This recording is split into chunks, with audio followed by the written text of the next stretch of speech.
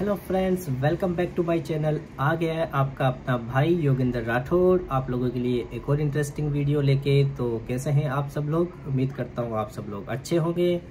तो आज का वीडियो अपना होने वाला है कि ओईटी और आईएलटीएस में क्या डिफरेंस होता है, कौन सा एग्ज़ाम इजी है, क्या इसकी फ़ीस होती है, सिलेबस में क्या डिफरेंस होता है और क्या मेरा एक्सपीरियंस है वो आप लोग जानना चाहते हो तो इस वीडियो को आप पूरा एंड तक देखना। तो मैं आपको बताऊंगा कि कौन सा एग्ज़ाम मेरे अकॉर्डिंग इजी है और क्या क्या इनमें डिफरेंस है, वो सारी चीज़ें इस वीडियो में हम डिस्कस करने की कोशिश करेंगे। तो चलो वीडियो शुरू करते हैं। तो सबसे पहले अगर मैं बात करूं कि आईएलटीएस और ओईटी होता क्या है, तो आईएलटीएस जो एग्ज़ाम होता है वो कॉमन एग्ज़ाम होता है जो कि जो लोग स्टडी वीज़ा पे आते हैं वो लोग भी देते हैं, जो वर्क वीज़ा पे आते हैं वो लोग भी देते हैं। बट और इसका जो प्रोफेशन से कोई भी लेना देना नहीं है। हर कोई प्रोफेशन का आदमी, हर कोई बंदा ये एग्ज़ाम दे सकता है। वहीं ओईटी की बात करें, ओईटी का एग्ज़ाम केवल अपने जो मेडिकल प्रोफेशन वाले लोग हैं केवल उन्हीं के लिए है, चाहे वो डॉक्टर हो, चाहे वो नर्सिंग स्टाफ हो, चाहे वो फिजियोथेरेपिस्ट हो, चाहे वो डेंटिस्ट हो, फार्मासिस्ट हो, जितने भी अपने मेडिकल के प्रोफेशन है वो उन सब लोगों के लिए ओईटी एग्ज़ाम है। तो ये केवल जो वर्क वीज़ा पे आते हैं उन्हीं लोगों के लिए ओईटी एग्ज़ाम होता है और ये सब कंट्रियों में एप्लीकेबल नहीं है। जैसे कि कनाडा में ओईटी एग्ज़ाम नहीं होता है, यूएसए में नहीं होता है। तो आपको ये भी देखना होगा कि आप कौन सी कंट्री में जा रहे हो, उसके अकॉर्डिंग आप अपना एग्ज़ाम आप डिसाइड करो कौन सा एग्ज़ाम देना है।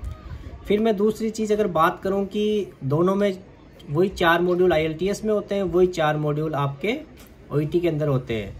तीसरी चीज़ अगर मैं टाइमिंग की बात करूं तो ऑलमोस्ट हर मॉड्यूल का टाइम सेम सा होता है दोनों के अंदर। अगर मैं सबसे पहले आईएलटीएस की बात करूं तो जो लिसनिंग होती है वो वही 30 से 40 मिनट की लिसनिंग होती है। वहीं मैं अगर अपने ओईटी की लिसनिंग बात करूं तो वो भी 30 से 40 मिनट की होती है। बट हाँ, मैं मानता हूँ कि आईएलटीएस की लिसनिंग है वो ईजी है। दूसरी चीज़ मैं बात करूं रीडिंग की, तो अपने आईएलटीएस की जो रीडिंग होती है वो 60 मिनट्स की होती है। 3 अनसीन पैसेज होते हैं जिनको आपको सोल्व करना होता है और जो क्वेश्चंस की बात करूं 40 होते हैं। वहीं ओईटी के अंदर 42 होते हैं लिसनिंग और रीडिंग में, लेकिन आईएलटीएस में लिसनिंग और रीडिंग में क्वेश्चंस होते हैं 40। अब मैं बात करूँ रीडिंग की ओईटी की, तो आपको पता है उसमें पार्ट ए होता है, उसके हमें 15 मिनट्स मिलते हैं और पार्ट बी और सी 45 मिनट्स का, मतलब होता वो भी 1 घंटे का ही है। लेकिन पार्ट ए के जैसे ही 15 मिनट्स कंप्लीट होंगे वो आपसे आंसर सीट है वो ले लेंगे, आपको दूसरी बी और सी की आंसर सीट है वो दे दी जाएगी। बट आईएलटीएस की बात करूं, आपके पास पूरा 1 घंटा होता है, आपको जिस पैसेज को जितना टाइम देना है आपको जैसे अपने हिसाब से एडजस्ट करना आप लोग कर सकते हो। फिर मैं तीसरी चीज़ की बात करूं कि राइटिंग की, तो राइटिंग के अंदर जो अपने आईएलटीएस की बात करूं तो इसमें हमें एक लेटर लिखना होता है। बेसिकली 2 लेटर होते हैं, टाइमिंग वही होता है, 1 घंटे का टाइम होता है। जो फर्स्ट जो लेटर होता है वो होता है 20 मिनट का, जिसमें वो लोग आपको कोई भी ग्राफ, कोई भी तरह का चार्ट दे दिया या कोई भी पाई चार्ट वगैरह जो हम करते आए ना बचपन से, डायग्राम हो गया, तो वो आपको देख के उसको आपको एक्सप्लेन करना है, उसको आपको अपने शब्दों के अंदर लिखना है। तो ये 20 मिनट्स का होता है। वहीं इसका बी सेक्शन की बात करूं तो उसमें आपको ये लोग एक टॉपिक देंगे कोई भी, जिसके बारे में थोड़ा सा वो लोग कुछ पॉइंट्स होते हैं जो वो लोग आपको मेंशन करके देते हैं, उनको आपको फिर अपने अकॉर्डिंग एडजस्ट करना होता है, एक्सप्लेन करना होता है पूरा। तो ये होता है, ये 40 मिनट की होती है राइटिंग और 20 मिनट्स की होती है पार्ट ए के अंदर। वहीं ओईटी की बात करूं, ओईटी में आपको 45 मिनट्स की आपकी राइटिंग होती है, जिसमें 5 मिनट्स जो होता है आपको रीडिंग टाइम मिलता है, 40 मिनट्स को आपका लेटर लिखने का टाइम मिलता है। हाँ, वो जो 5 मिनट होते हैं ना वो आपको केवल रीडिंग के ही मिलते हैं। उस 5 मिनट में आप कुछ भी लिख नहीं सकते हो, केवल आपको रीड करना है। 5 मिनट कंप्लीट होते ही फिर आप अपना लिखना स्टार्ट कर सकते हो। उसमें थोड़ा सा राइटिंग में इजी मानता हूँ ओईटी की, क्योंकि उसमें आपको केस नोट है, सारी इन्फॉर्मेशन है ऑलरेडी आपको दी होती है। आपको अपने अकॉर्डिंग चीज़ों को एडजस्ट करना होता है, उनके टेंस चेंज करने होते हैं, ग्रामर चेंज करनी होती है, कौन सी इन्फॉर्मेशन को कहाँ लिखना है, कौन सी को कहाँ लिखना होता है, वो आपको एडजस्ट करना होता है। बात करूं मैं स्पीकिंग की, तो दोनों में लगभग सेम वही 15 से 20 मिनट की स्पीकिंग होती है। राइटिंग आईएलटीएस के अंदर आपको 1 रोल प्ले करना होता है, वहीं ओईटी में आपको 2 रोल प्ले दिए होते हैं। आईएलटीएस में स्टार्टिंग में क्या होता है, आपको 3 से 4 मिनट का वो एक इंट्रोडक्शन सेक्शन होता है, जिसमें वो पूछते हैं आपका नाम, आप कहाँ से हो, क्या जॉब करते हो, क्या स्टडी करते हो, क्या आपकी हॉबीज़ है, क्या आपका इंटरेस्ट है, वो सब चीज़ें पूछते हैं। सेकंड पार्ट के अंदर आपको एक रोल प्ले देते हैं जिसको आपको एक्सप्लेन 2 मिनट तक आपको उस टॉपिक के ऊपर बोलना होता है। जो 2 मिनट तक आपने बोला है उसी से रिलेटेड वो पार्ट सी के अंदर आपसे क्वेश्चंस करता है जिनके आपको आंसर देने होते हैं। वहीं ओईटी की बात करूं, 2 रोल प्ले होते हैं। जो इंटरलोकेटर होता है वो आपका पेशेंट बन जाता है और आपको 3 मिनट आपको प्रिपरेशन टाइम मिलता है, 5 मिनट आपका उसमें रोल प्ले होता है, जो कि 2 रोल प्ले होते हैं 5-5 मिनट के। तो ये मोटा मोटा टाइमिंग का डिफरेंस हो गया। अब मैं बात करूं कि कौन सा मॉड्यूल किस में ईजी होता है, मैं मेरे अकॉर्डिंग बता रहा हूँ। मैं ये नहीं बोलूँगा कि सबके लिए ऐसा हो, बट अगर आप लोग मेरी पूछते हो तो मेरे अकॉर्डिंग IELTS की लिसनिंग सबसे ईजी होती है और स्पीकिंग ईजी होती है। वहीं मैं बात करूं OET की तो मेरे को राइटिंग ईजी लगती थी और मेरे को स्पीकिंग ईजी लगती थी। रीडिंग तो मेरे को दोनों की टफ लगती थी और मेरा चेंज करने का मेन रीज़न ही ये था कि मेरे को IELTS के रीडिंग में बड़ी प्रॉब्लम आती थी, लिसनिंग मेरी काफ़ी अच्छी होती थी। तो उस राइटिंग और रीडिंग की वजह से मैंने OET की तरफ स्विच किया था। लेकिन OET में आने के बाद में भी मेरे को राइटिंग में तो वही प्रॉब्लम आई थी, लेकिन प्रैक्टिस के साथ साथ चीज़ें चेंज होती गई और फाइनली मैंने एग्ज़ाम पास किया। तो अब आपको देखना है, आप लोग दोनों ट्राई करके देखो, प्रैक्टिस करके देखो आपको कौन सा इजी लगता है, कौन सा से में आप अपने आप को कंफर्ट फील करते हो, उसके अकॉर्डिंग आप चीज़ें डिसाइड करो। मटेरियल आपके पास नहीं है तो वो आपके भाई का OET चैनल आप लोग ज्वाइन कर सकते हो, आपको मटेरियल मैं प्रोवाइड कर दूंगा, मेरे को कोई भी प्रॉब्लम नहीं है। चाहे आपको IELTS के चाहिए तो वो मिल जाएंगे, आपको OET के चाहिए तो वो मिल जाएंगे।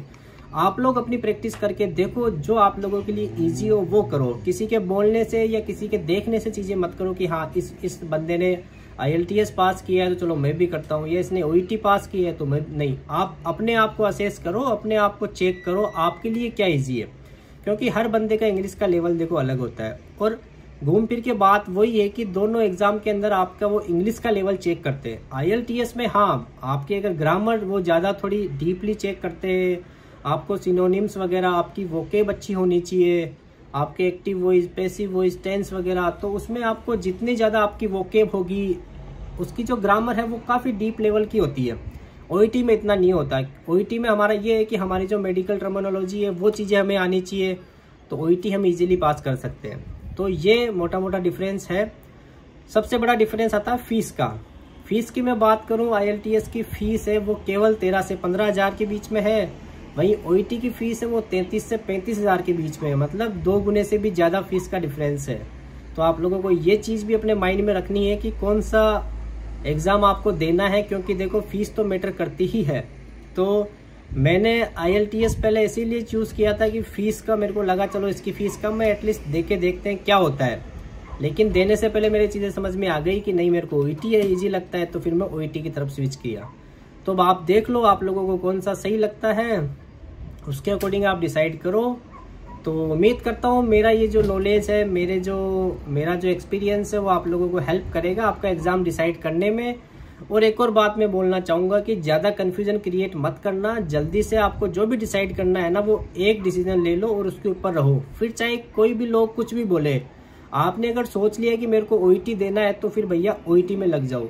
अगर आपने सोच लिया है कि मेरे को IELTS करना है तो आप IELTS में लग जाओ, फिर आपको दूसरी चीज़ों पे ध्यान देना ही नहीं है। तो अपना टारगेट फिक्स करो, एक टारगेट रखोगे तो डेफिनेटली एक ना एक दिन आपको आपका जो गोल है वो ज़रूर आप अचीव करोगे, आप एग्ज़ाम डेफिनेटली पास करोगे। तो अब अगर आप लोग मेरे से पूछते हो कि मेरा ओपिनियन क्या है या मेरी एडवाइस क्या है, तो देखो मैं तो बता तो दूंगा बताने में, लेकिन फिर मैं ये बोलूँगा कि डिसीजन आपका है। आप एग्ज़ाम दोगे, आपका नॉलेज है, आपकी मेहनत है, तो आपको डिसाइड करना है। बट आप अगर मेरा जानना चाहते हो तो मेरे अकॉर्डिंग OET थोड़ा सा इजी है। तो बाकी अब आप लोग डिसाइड करो, आपके पास में दोनों ऑप्शंस हैं, आप लोग ट्राई करके देखो और फिर अपना डिसीजन लो आप लोग। बट मेरे अकॉर्डिंग OET थोड़ा सा इजी है IELTS के कंपेयर में। फिर मैं बात करूँ मटेरियल की, कोचिंग्स वगैरह की, टीचर्स वगैरह की, तो ये आपको IELTS में ज़्यादा ऑप्शंस मिलेंगे, आपको OET में कम ऑप्शंस हैं, क्योंकि OET केवल एक लिमिटेड प्रोफेशन के लिए ही है। तो इसकी कोचिंगें भी लिमिटेड है, इसका मटेरियल भी लिमिटेड है। तो जो भी कोचिंगें हैं लोगों को पता है कि उनमें कुछ भी नहीं है, उनको भी पता है उनके रिजल्ट वगैरह कुछ आता नहीं है, लेकिन बेचारे करे क्या, उनके पास में ऑप्शन नहीं है, तो वो ज़बरदस्ती वहाँ पे वो ज्वाइन करते हैं। वहीं IELTS की बात करूँ तो इवन आप जिस सिटी या जिस शहर से आते हो डेफिनेटली आपको वहाँ कोचिंग मिलेगी। वरना पंजाब में इसका हब है, दिल्ली में है, मतलब चंडीगढ़, बठिंडा, सब जगह, इवन मेरे राजस्थान जयपुर में इसकी कोचिंगें हैं। तो एटलीस्ट आप वहाँ कोचिंग में जाके आप फिजिकल जो एक कोचिंग होती है वहाँ आप अच्छे से चीज़ें मिल सकती है, इसका मटेरियल आपको मिल जाएगा इजीली। ओईटी में थोड़ा सा ये एक मेरे को डिसएडवांटेज लगता है, तो बाकी आप लोग डिसाइड करो। तो उम्मीद करता हूँ आपको मेरा वीडियो अच्छा लगा होगा। तो थैंक यू सो मच आज का ये वीडियो देखने के लिए। मिलते हैं अपने एक और वीडियो के साथ में। बाकी आपके भाई का ओईटी चैनल है, आप लोग वहाँ मटेरियल आपको मिल ही रहा है। मेरे से जितना हो सकेगा मैं अपने नोट्स वगैरह, जितना मेरे को नॉलेज है, जो चीज़ें मेरे पास है, मैं वहाँ शेयर करूँगा ताकि आप लोगों को हेल्प मिले। तो ठीक है, थैंक यू सो मच।